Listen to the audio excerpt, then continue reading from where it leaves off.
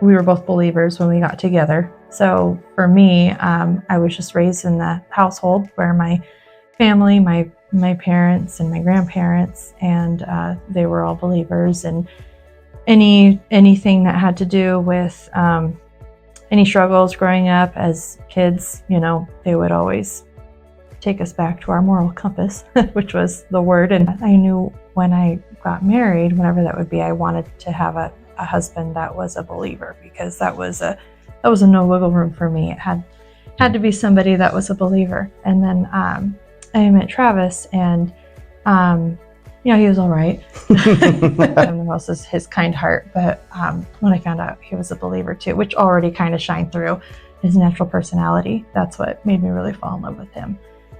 He was good hubby material. Yeah. I myself grew up in a Lutheran church with my parents, and my parents were very dedicated Christians as well. And so I went through confirmation and did that whole process, and kind of learned and to know Jesus and kind of learn the Bible and understand it. But it was a complex situation for me, because in my world, growing up, it was very education driven. I didn't play sports. I didn't do anything much extracurricular outside of maybe clubs and associations, things, and volunteering. We did a lot of volunteering. But it was very education driven. And that's how my parents really kind of taught the Bible to us. It was very more on the educational side, very direct, very understanding, digging into the scripture and really knowing it. And so that's how I grew up. And it was complex in a way, because one way I felt like, okay, I knew enough that I felt comfortable with knowing God and Jesus, and feeling that the presence of them in this world, I knew that was there.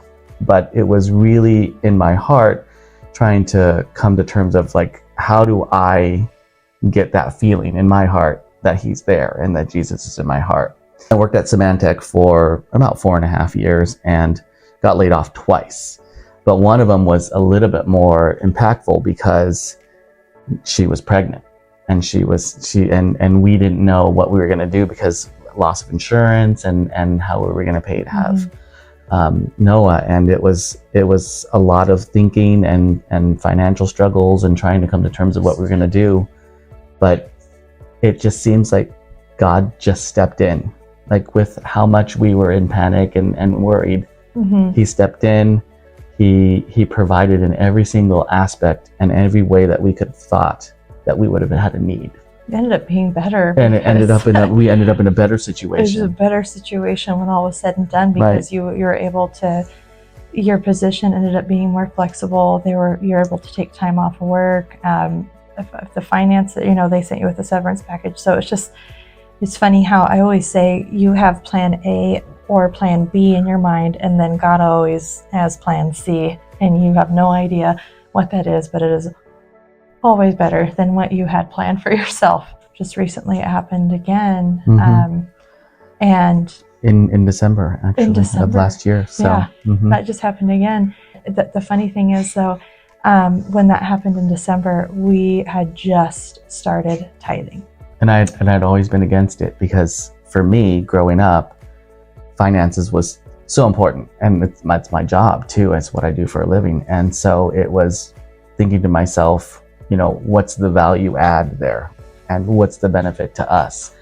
And now, with what we've been through and all the situations and encounters of struggle that we have, and where he's provided, I have no doubt in my mind, which is something I never thought that I would ever reach, in terms of saying, okay, let's start giving more than we have been, or let's start giving the way that you really, really wanted to, and had come to me several times saying that we needed to do this. And I believe it more now than ever, that it's important.